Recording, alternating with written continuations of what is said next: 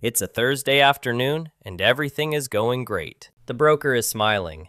Your realtor just texted congratulations. There's a stack of paperwork the size of a phone book. And in 47 minutes of signatures, nobody says one thing. Nobody says you're about to pay $1.4 million for a house listed at $480,000. They don't say it because they're hiding it. It's in the documents. They just know that if they said it out loud, you'd put the pen down. And then nobody in that room gets paid. My name is Jeff, and today we're going to say it out loud. Because there's a number that never shows up on a Zillow listing. Never comes up at the closing table. Almost nobody calculates it. I've got good news and bad news about what a home really costs. Good news. The monthly payment they quote you is real. Bad news. It's maybe half of what the house actually costs you. Let's start with the number taped to everyone's fridge. The median U.S. home right now sits around $480,000. 30-year fixed rate, roughly 6.75% today. Put 20% down, $96,000. And you finance $384,000. Your principal and interest payment? About $2,491. That's the number people write down. That's the number they plan around. Here's the part nobody frames for you.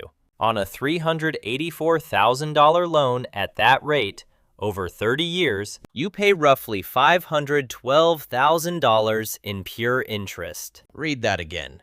The interest alone costs more than the house. You buy one house, and you pay for it twice. Congratulations, I think. But interest is only one slice of this. Let's add the rest. Property taxes. The national average runs about 1% of value. On a $480,000 home, that's around $400 a month. And property taxes climb. They rose double digits in many states recently. Homeowners insurance, roughly $240 a month, and rising faster than regular inflation in most of the country. Maintenance.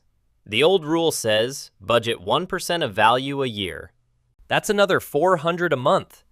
And Bankrate says it's often more. Your water heater does not care what your budget says. Add it up. Payment $2,491.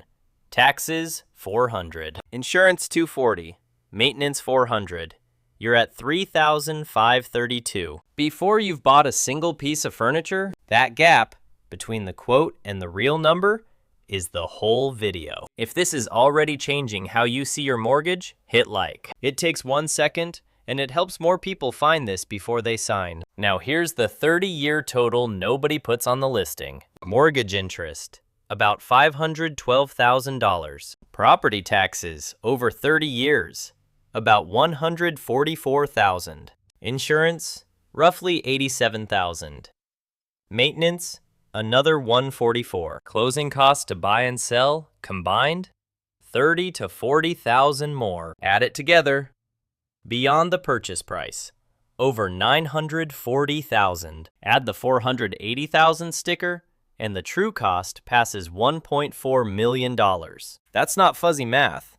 That's just the number nobody says out loud. So here's why nobody in that room ever says it. Everyone there makes more money the bigger the number on the contract. Your agent earns more if you buy the pricier house. Simple as that. The bank collects 30 years of interest, worth more than the home. The insurance company locks you into a policy you're required to carry. The title company, the appraiser, the inspector, all paid at closing. Nobody gets paid if you walk away. So nobody is on your side of the math. There's no one at that table whose job is to say, wait, based on your income, how long you'll stay, this might not make sense. That person doesn't exist in the room. You have to bring them yourself. Let me make this concrete. Meet Olivia. She's 41, a marketing manager in Tampa, Florida. She earns $98,000 a year. She's done renting. I get it. Her lender pre-approves her for a $440,000 home, but Olivia can only put 8% down. That changes everything. 8% is $35,200. She finances $404,800. Her principal and interest alone, $2,626 a month. Property tax in Hillsborough County, about $374. Florida insurance with hurricane risk, runs her $280. Maintenance at 1%, another $367 a month. And PMI, because she put down less than 20%, $270. Total monthly housing cost, $3,916. Now here's the part that should stop you cold. Her take-home pay, after taxes and her 401k, is about $5,990 a month. Housing would eat 65% of her take-home pay. Advisors draw the line at 28 to 30%. She's at 65. That leaves her about $2,070 a month for everything else. Car payment $400, car insurance $130, credit card $300, groceries $450, gas and utilities $300, phone and subscriptions $150. Add it up. Olivia has $344 left. Not for savings, not for emergencies, for everything unexpected. Total. One bad water heater, and Olivia is on a credit card at 22%. This is not a character flaw. Olivia did nothing wrong. Her broker looked at her debt to income, nodded, and handed her a pen. Qualified and comfortable are two completely different things. Now here's the argument already forming in your head. But Jeff, the house appreciates. I'm building equity. Fair. Real home prices, adjusted for inflation, have historically grown slowly. Far slower than most people assume when they picture getting rich on a house. And that down payment had another life it could have lived. If Olivia put her $35,200 into an S&P 500 index fund instead, at the historical 10% average, in 30 years, that's $614,000. Even at a conservative 7%, it's still $268,000. The house has to appreciate a lot just to beat the fund she skipped. Most people never run this number. Everyone who profits is glad they don't. Maybe this time is different is not a retirement plan. So how do you know if buying makes sense in your city? There's one simple tool, the price to rent ratio. Take the home price. Divide by a year of rent for a similar place. Below 15, buying likely wins. 15 to 20, it's a judgment call. Above 20, the math leans toward renting and investing the difference. Seattle sits around 32. Miami around 38. Honolulu is one of the most extreme, north of 40. Phoenix near 22. Atlanta near 24. Squarely judgment call territory. Where does buying clearly win?